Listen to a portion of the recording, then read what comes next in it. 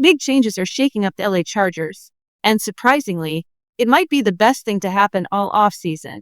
From a sudden retirement that clears the path for younger talent, to a rising star in training camp, and a fresh face from the UFL earning his shot, the Chargers are quietly reloading. Forget the panic. This team is far from falling apart.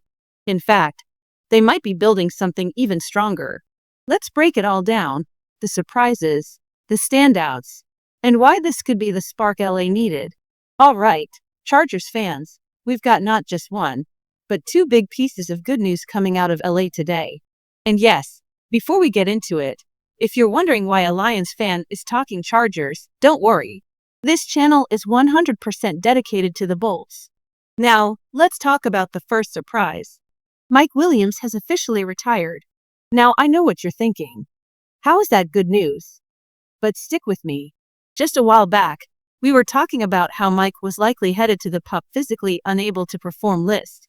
And it raised all kinds of questions. Would he be back in time? Would he be in and out all season again? Would the Chargers have to wait on him yet again? Well, now there's clarity. No more guessing. No more wondering if he's active, injured, or just not 100%. Mike's officially stepping away, and that gives the team a clear direction.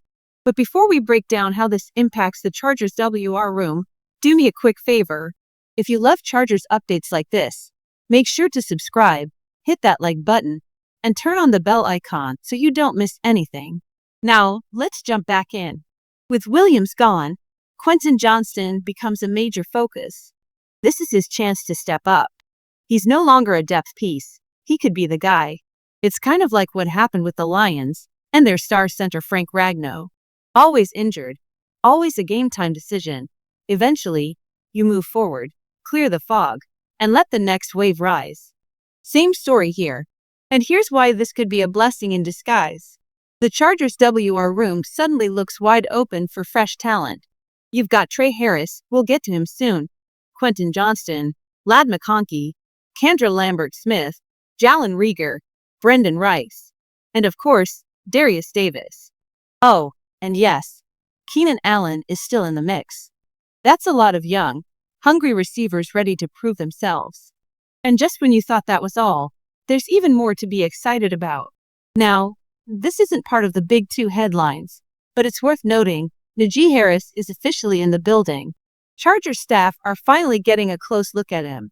According to Joe Ortiz, they hadn't had eyes on him until now, so this is the first real chance to evaluate his condition. Right now, he's on the non-football injury list, which might sound concerning, but it's actually not a big deal. With the season still weeks away, there's plenty of time to get him ready. We're sitting in mid-July, and the first regular season games don't kick off until early September. No rush here. But now, let's talk about the real second piece of good news. All the early reports from rookie minicamp, OTAs, and now training camp are showing one standout name, Arandi Gadston. This is massive, especially with Mike Williams out and Keenan Allen still not locked in. There's real uncertainty at wide receiver, and Gadston might be the surprise solution. Yes, he's technically listed as a tight end, but what coaches are seeing is a big-bodied target who plays like a wide receiver. He's athletic, physical, and not afraid to go up and get the ball. And that's exactly the kind of threat the Chargers need in the red zone. Now, let's talk numbers. Over the last 2 seasons, Gadston put up back-to-back 1,000-yard years, with 7 touchdowns each season. He's 6'5", 245 pounds, ran a 4.59 40, jumped 35 inches vertically, and did 19 reps of 225 on the bench. That's serious production and power. At first, scouts questioned him. Too lean, not a classic tight end, maybe not strong enough to block. But now, coaches are buzzing about his toughness, his motor, and his willingness to do the dirty work, all while being a nightmare matchup for defenders. Bottom line, this guy is turning heads, and if he keeps this up in camp, the Chargers might have just found a breakout weapon when they need it most. But here's the twist. Everything people doubted about Arandi Gadston is getting flipped on its head. Instead of being a one-dimensional receiver-type tight end, Jim Harbaugh is praising his toughness and blocking ability. That's right, the one area where critics said he'd struggle is becoming one of his surprising strengths. This guy isn't just catching passes. He's getting physical and earning respect in the trenches. And the Chargers didn't even spend a top pick to get him. He came in as a late-round value, while other teams, like Chicago, went all in early. Remember, the Bears used a top 10 pick on Cullison Loveland, and he hasn't even practiced yet. Talk about high risk. Meanwhile, LA might have struck gold in the later rounds with a player who's already turning heads at camp. That's how you build smart. Now, stepping back for a second, yes, Mike Williams has retired, and Trey Harris still hasn't signed. That leaves a bit of a question mark at wide receiver. But take a deep breath. There's still time. A lot of time. We're in mid-July. Week 1 doesn't hit until early September. That's a full training camp, preseason, and time for this roster to settle into shape. And honestly, if the Chargers bring Keenan Allen back into the fold, this offense will feel whole again. He'd be the perfect piece to complete this puzzle.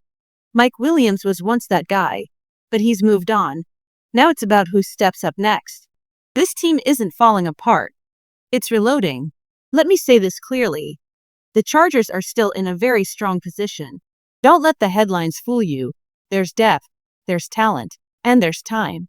Let's shift focus to one of the most intriguing names to join the Chargers recently, Ryan Nelson. He's not just a solid offensive lineman. He's got something more. Coaches who've worked with him call him the Admiral, not just because of how he plays, but because of how he leads. His former running backs coach put it perfectly. He's as good of a leader as he is a player, maybe even better. That says a lot.